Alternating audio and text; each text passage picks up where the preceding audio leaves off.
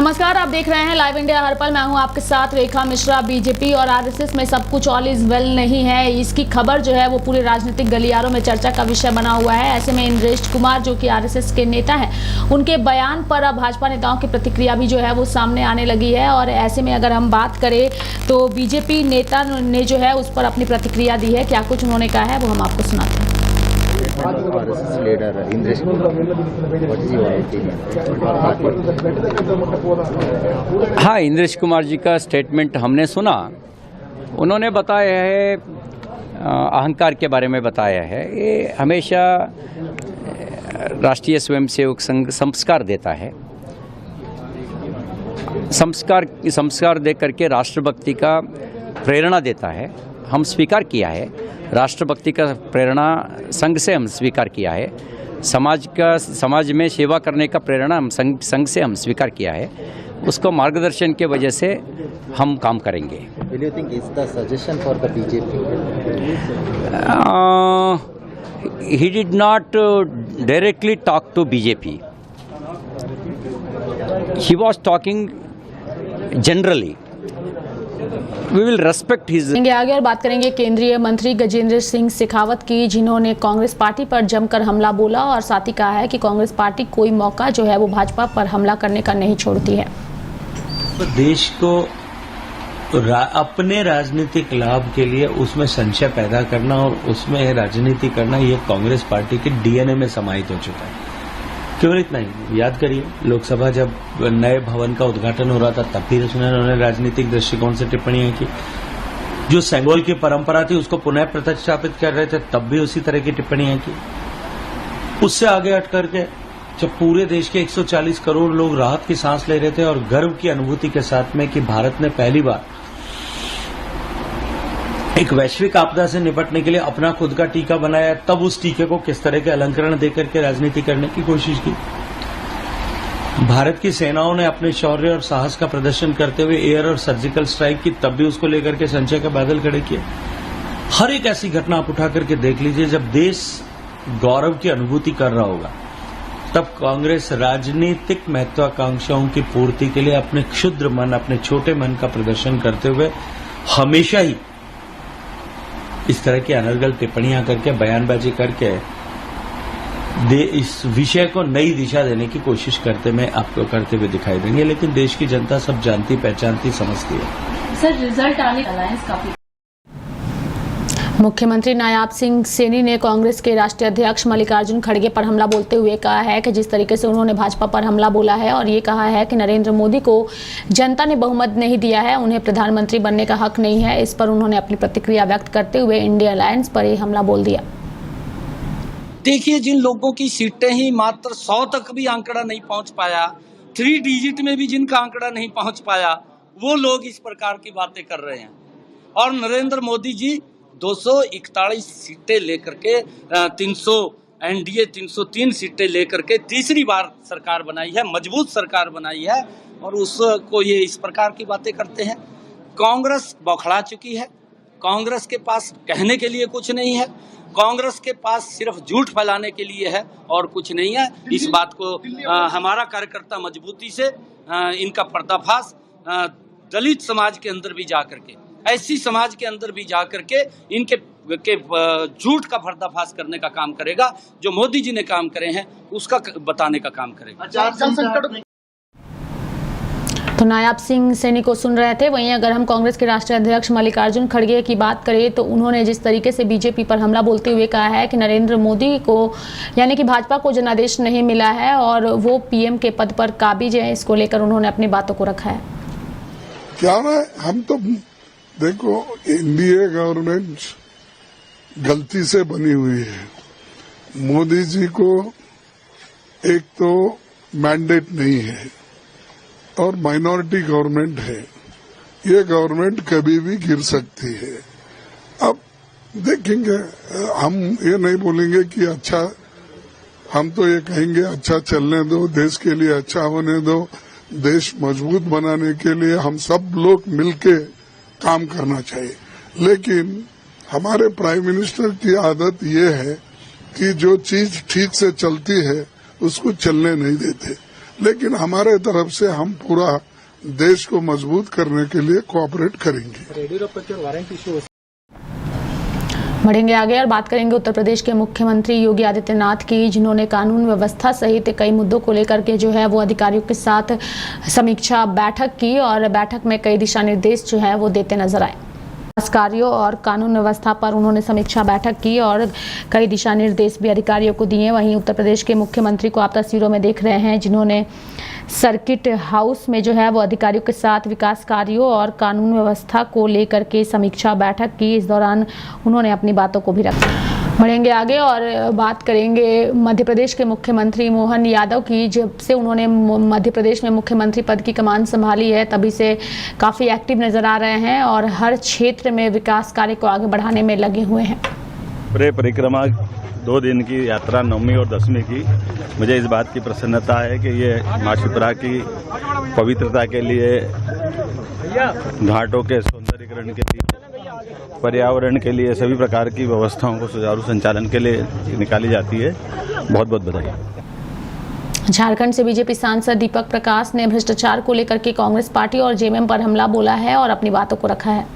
हर साग पर उल्लू बैठा है, अंजामे गुलिस्ता क्या होगा झारखंड की सरकार के हर विभाग में, जिस विभाग में आप हाथ डालिए घोटालों का वो खजाना निकलेगा। झारखंड के खेल विभाग में एशियन महिला चैंपियनशिप के आयोजन में करोड़ों रुपए के घोटाले हुए हैं। ई रिक्शा में डीजल भरवाने के नाम पर और तो और खाने के नाम पर, खिलाने के नाम पर, और इस लूटपाट में यहाँ के राजनीतिज्ञ, सत्ताधारी दल के राजनीतिज्ञ और वरिष्ठ नौकरशाह शामिल है। झारखंड के खेल प्रेमियों को इससे धक्का लगा है। इसकी जांच ईडी से होनी चाहिए, सीबीआई से होनी चाहिए और दूध का दूध और पानी का पानी साफ होना चाहिए।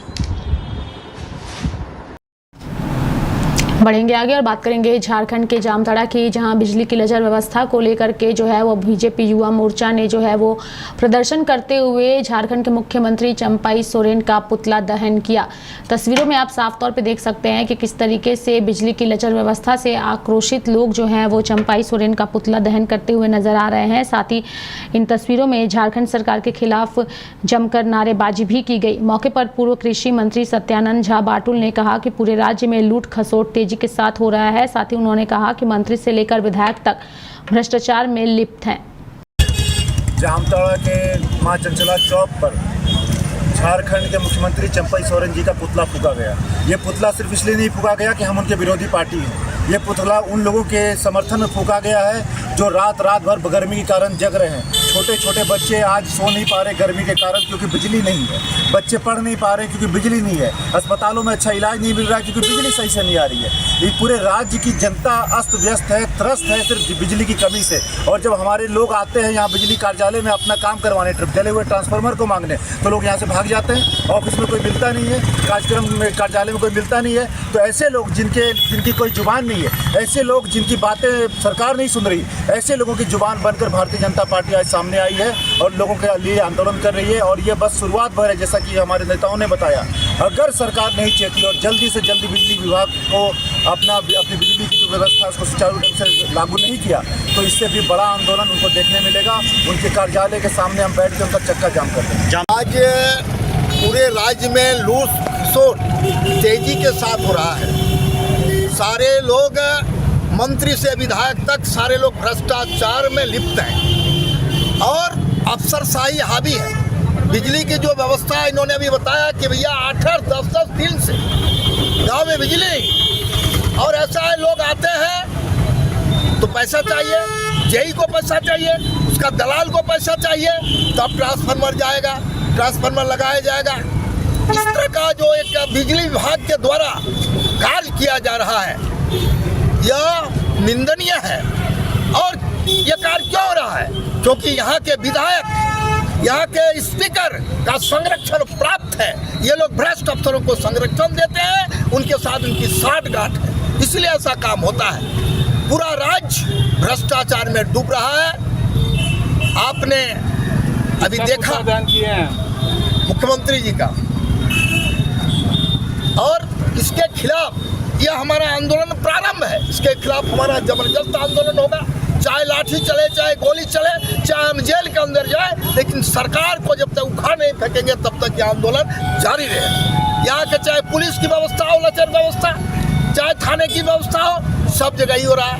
पशु की तस्करी खुलेआम हो रही है, गाय की तस्करी हो रही है, पश्चिम बंगाल से होते हुए बांग्लादेश जा रहा है, ये रुक नहीं पा रहा है। बालू की तस्करी हो रही है, कोयले की तस्करी हो रही है, लकड़ी की तस्करी हो रही है, कोयले का अवैध खनन हो रहा है। खाली नापा पोती के लिए जिला में बैठक होती है, डीसी की अध्यक्षता में लिपा पोती होता है, लेकिन ये कार्य अभी तक चल रहा है, चालू है, जारी है। अफसरों का पैसा भर रहा है, पॉकेट भर रहा है, अफसर पैसा लेते हैं। इसके खिलाफ में, भ्रष्टाचार के खिलाफ में ये आंदोलन की पहली शुरुआत है। बढ़ेंगे आगे और बात करेंगे राष्ट्रीय राजधानी दिल्ली की, जहां गर्मी को लेकर के जनता बेहाल है। वहीं पानी की समस्या से दिल्ली के लोग जो है वो काफ़ी परेशान है। पानी की समस्या को लेकर के दिल्ली की जल मंत्री की अगर हम बात करें तो दिल्ली की जल मंत्री अतिशी ने अपनी बातों को रखा है और पानी की समस्या को लेकर के अपनी बात को स्पष्ट तौर पर कहा है। दिल्ली में जो पानी की सप्लाई आ रही है, लगातार उसमें कमी चल रही है। वजीराबाद पौंड पर, जहां पर 674.5 फीट पर पानी होना चाहिए, 668.5 फीट पर पानी है, यानी लगभग वजीराबाद पौंड में पानी खत्म हो गया है, बिल्कुल भी पानी नहीं आ रहा है। दूसरी तरफ मुनक कनाल में, जहां पे 2 सब कनाल्स के माध्यम से दिल्ली को पानी आता है, जो CLC और DSB है, उसमें भी पानी की कमी चल रही है। जो 10 जून को पानी बढ़कर 925 क्यूसेक पर डे हो गया था, वो फिर से 11 जून को घटकर 919, 12 जून को 903, 13 जून को 906 और 15 जून को 902 क्यूसेक पर अभी है। दोनों सोर्सेज से पानी की कॉन्टिन्यूड कमी की वजह से दिल्ली में, जैसा मैंने आपको कल भी बताया था कि हमारे वाटर ट्रीटमेंट प्लांट्स में भी पानी का कम प्रोडक्शन हो रहा है।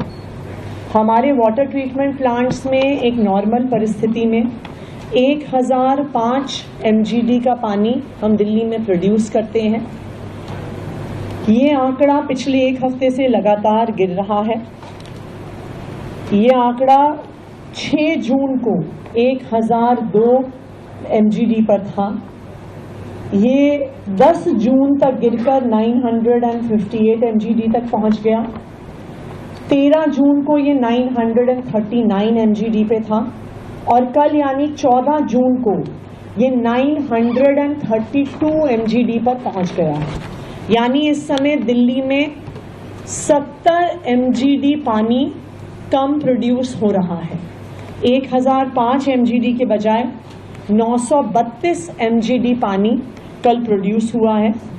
सभी वाटर ट्रीटमेंट प्लांट्स में, क्योंकि जो मुनक कनाल का पानी है वो सभी 7 वाटर ट्रीटमेंट प्लांट्स में जाता है। 7 वाटर ट्रीटमेंट प्लांट्स में अब कुछ पानी की प्रोडक्शन कैपेसिटी कम हो रही है, तो 70 MGD पानी कम प्रोड्यूस होने की वजह से जो दिल्ली में कई इलाकों में पानी की कमी थी वो अभी भी बरकरार है। हमने दिल्ली के कई हिस्सों में इमरजेंसी ट्यूबवेल्स करवा के उनको वाटर सप्लाई से लिंक किया है। खास करके बवाना में, द्वारका में, नांगलोई में, वेस्ट दिल्ली में, जहाँ पे काफ़ी पानी की शॉर्टेज थी, इमरजेंसी के तौर पर बोरवेल्स को वहाँ के UGR से लिंक किया गया है कि जो हमारे अंडरग्राउंड रिजर्वायर्स हैं उसमें बोरवेल्स का पानी जोड़ा जाए। टैंकर्स के भी ट्रिप्स अब एक दिन में 10,000 ट्रिप्स दिल्ली जल बोर्ड द्वारा टैंकर्स के किए जा रहे हैं। अब तकरीबन 10 MGD पानी दिल्ली जल बोर्ड टैंकर्स के माध्यम से लोगों को प्रोवाइड कर रही है। अभी हमने एक इमरजेंसी बैठक दिल्ली जल बोर्ड की करी थी। इसमें हमने दिल्ली जल बोर्ड को बोला है कि जहाँ जहाँ पर भी एक्स्ट्रा टैंकर्स की आवश्यकता है, जहाँ पर पानी के टैंकर नहीं पहुँच रहे हैं, वहाँ पर अगले 24 घंटे में एक नया असेसमेंट करेंगे और उस असेसमेंट के आधार पर और टैंकर्स की भी संख्या बढ़ाई जाए, क्योंकि अगर पानी का प्रोडक्शन जब तक नहीं बढ़ता है तब तक वाटर टैंकर्स ही एक माध्यम है जिनसे हम पानी को प्रोवाइड कर सकते हैं। नॉट जस्ट दिस, पानी के टैंकर्स अब हम जो फिक्स्ड पॉइंट्स हैं पानी के टैंकर्स के, उनको भी हम बढ़ा रहे हैं, क्योंकि पानी की कमी की वजह से नए ऐसे एरियाज डेवलप हो गए हैं जहां पे पानी की सप्लाई। तो मेरे साथ इस बुलेटिन में इतना ही। आप देखते रहिए लाइव इंडिया हर पल। नमस्कार।